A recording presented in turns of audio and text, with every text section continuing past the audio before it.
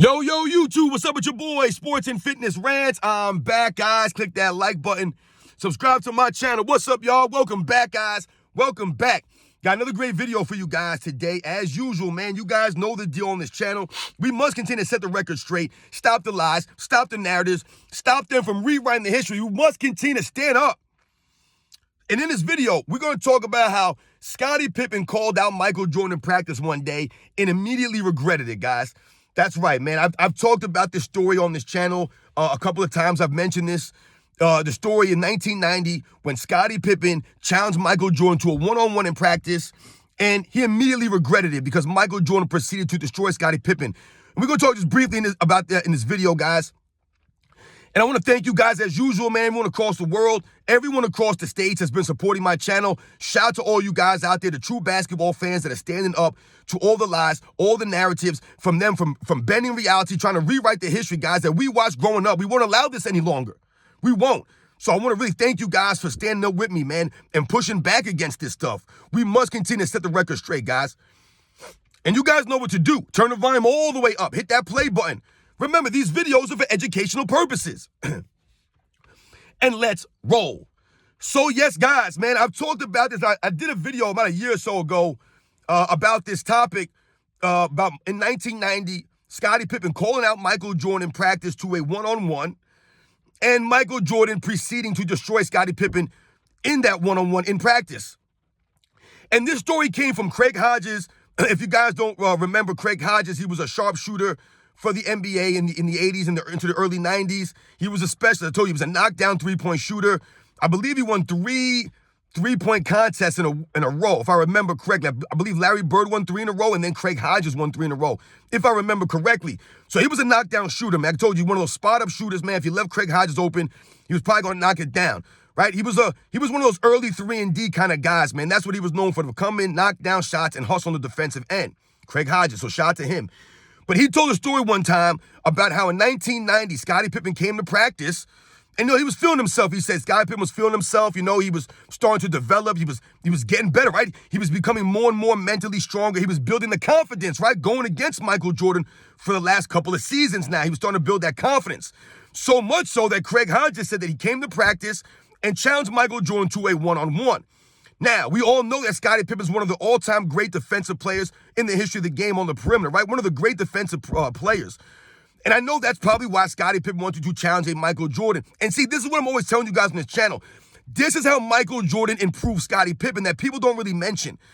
Because Scottie Pippen was a 6'7" small forward, Michael Jordan was a 6'6" shooting guard, they were able to go at each other in practice routinely. I've told you guys, Michael Jordan played with the second unit in practice. He didn't play with the starters. He played with the second unit in practice so he could go against the Scottie Pippens, the Horace Grants, the Paxsons, the B.J. Armstrongs. This is why, guys. So he can keep pushing these guys, hound them, make them better, build their confidence. And it's what he did for Scottie Pippen. So when we think about that season, and like I said, Scottie Pippen coming in and challenging Michael Jordan, this is what Craig Hodges was saying. So what proceeded to happen, though, was what always happened, guys. It was part of the lesson, the teaching for Scottie Pippen. And Craig Hodges said that Michael Jordan just proceeded to hit him with a barrage of offensive arsenal that Scottie Pippen couldn't do anything with. He said he was just scoring at will on Scottie Pippen. At will. This is what Craig Hodges said, right? Scottie Pippen could not stop Michael Jordan or even slow him down, right? And that it got so much to the point that Craig Hodges said that Scottie Pippen had to tell Michael Jordan to, hey, man, take it easy, because he was just going crazy on him, and Scottie Pippen needed him to take it easy on him. Because Michael Jordan, we know the true competitor that he is going to take it personal with a young Scottie Pippen calling him out in practice to a one-on-one. Excuse me, guys. So this goes to all the things I'm always telling you guys on this channel. How, Michael Jordan made Scottie Pippen better. Damn, excuse me, guys. I swallowed something. So when we think about that, right? We think about that story. This is the proof, guys. This is one of the ways that Michael Jordan raised Scottie Pippen up, right? This wasn't Michael Jordan, do as I say, not as I do. It's do as I'm doing, and I'm going to push you. I'm going to go back at you. I'm not going to take it easy on you. But I've told you guys, this is the big brother mentality. Think about it. I told you I'm the oldest brother of 4 boys, right? I have 3 younger brothers. And I remember one time, guys, when I came back from the military and I was on leave, right? I don't know, 22 years old, 21 years old, whatever I was on like my first, it might have been my first leave I came back on. So I was like 20, I want to say I was 20 years old. I probably just turned 21. The age is irrelevant.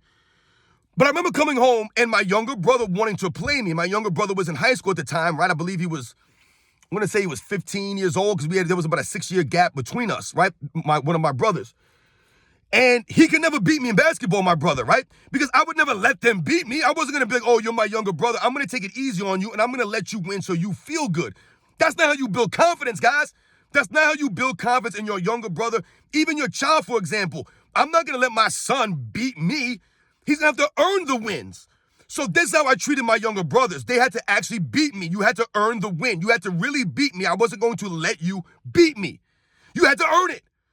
And what that does, being the big brother, the mentality, is it makes you earn that stuff, right? That's how you build the confidence, right? Because if you let someone beat you, they're never going to really know, or you're never going to get the most out of them. They don't know how much they got left inside of them. You must tap into that potential. This is what Michael Jordan did by going at Scottie Pippen, right? And not allowing Scottie Pippen to just, right, win, or to allow Scottie Pippen to build confidence by Michael Jordan taking it easy on him. Michael Jordan knew that he had to push Scottie Pippen, right? That was the only way. He wasn't going to let him beat him. He had to earn it. And this is what happened in practice with Scottie Pippen calling out a Michael Jordan, right? Michael Jordan proceeded to go hard at Scottie Pippen. This was Scottie Pippen in what? His 3rd season? And Michael Jordan going at him, right? Destroying him, they said. That's the big brother mentality of a Michael Jordan, guys. Not taking it easy on Scottie Pippen, not letting his little brother beat him, right? No, by making him earn it, by making him work, getting him better. That's how you make someone better, right? If you let someone beat you, how are they getting better? They're not getting better because you're giving them a false sense of security, right? If Michael Jordan would allow Scottie Pippen to beat him, Scottie Pippen would think he had arrived. And Michael Jordan had to keep him right grounded, keep him humble, and keep him hungry to keep coming back. That's the grace of Michael Jordan, guys. These are the practices that we're always talking about. You've heard many players talk about Michael Jordan's intensity in practice, and oftentimes practices were harder than the real games. This is Michael Jordan preparing the Chicago Bulls, his teammates, for the tough playoff series, the battles, the long playoff runs, right? The tough moments, the big moments. His teams, what I tell you guys the other day in the video, rarely did Michael Jordan and the Chicago Bulls beat themselves. They didn't make big mistakes down the stretch of these NBA finals or the end of these key playoff games, the game 5s when the series was tied 2 games apiece. The Bulls didn't beat themselves down the stretch. We think about Michael Jordan never going to a game 7 in the NBA finals. That's Michael Jordan and the Chicago Bulls closing out the games in game 6. Not making mistakes, not beating themselves. This goes to Michael Jordan always holding his teammates to that standard, the standard of excellence and greatness, right? Not allowing them to just lollygag or go through the motions, not allowing a Scottie Pippen to beat him, or taking it easy on a Scottie Pippen, or taking it easy on a Horace Grant, or taking it easy on a B.J. Armstrong, or a Paxson, or a Steve Kerr, or a Tony Kukoc, or Luke Longley. None of these guys. You know, what do you remember Tony Kukoc saying in his Hall of Fame speech, guys? The first thing that he said when he talked about Michael Jordan, he thanked Michael Jordan, what did he say? He said, I want to thank Michael Jordan, Scottie Pippen, for kicking my ass. That's what he said, for kicking his ass, for beating him up, for going at him in practice and making him earn it. They didn't take it easy on Tony Kukoc, and we know how they felt, right? It was a personal thing, a personal vendetta against a Tony Kukoc because that was Jerry Krause's guy.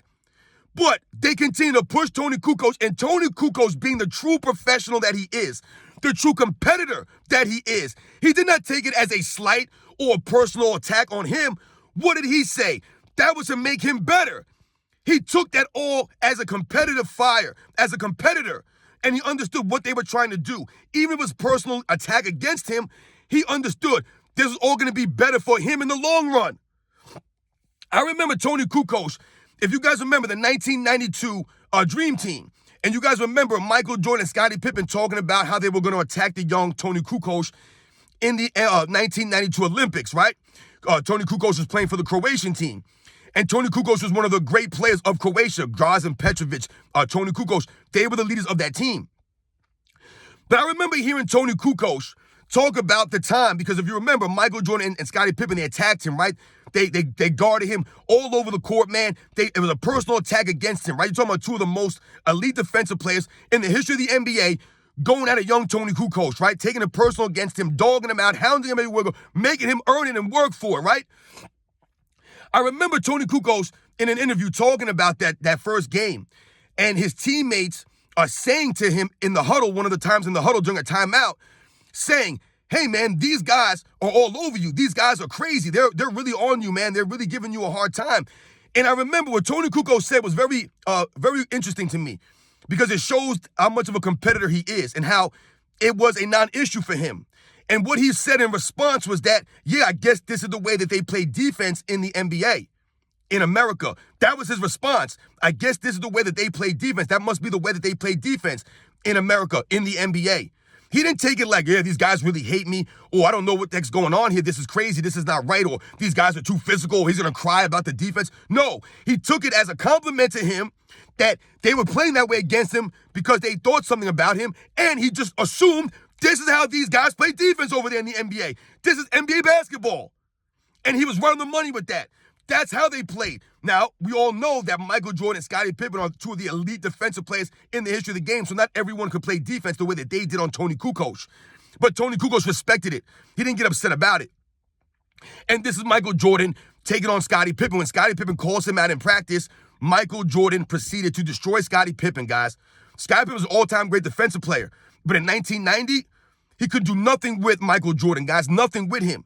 And this is what I tell you guys, steel sharpens steel. You're going to sit there and tell me that Scottie Pippen didn't get better from that? Going against Michael Jordan, learning from Michael Jordan's moves, studying Michael Jordan. That helps Scottie Pippen play defense. Going against the greatest player of your era every single day in practice absolutely helps Scottie Pippen become a greater defensive player. And vice versa. Michael Jordan playing on the second unit, going against a Scottie Pippen, going against the first unit, it helped Michael Jordan's defensive skills because Michael Jordan had to cover up for some of the other players' defensive deficiencies, right? Michael Jordan often talked about having to cover up for guys like John Paxson or Steve Kerr out there on the court, or Tony Kukoc. Help these guys out defensively, right? The weaker defensive players, the Bill Cartwrights, the Luke Longleys, some of these guys that weren't known for defense, right? Michael Jordan had to help these guys. Scottie Pippen had to help these guys.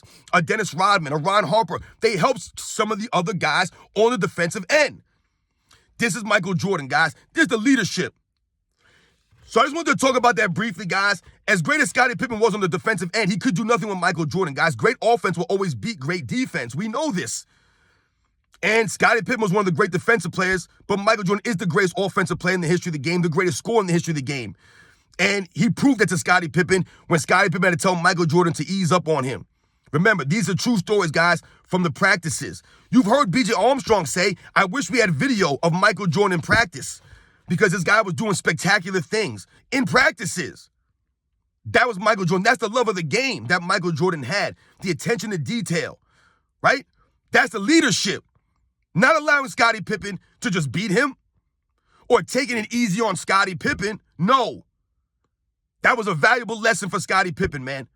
You guys know the deal, man. I'll catch you guys on the next one.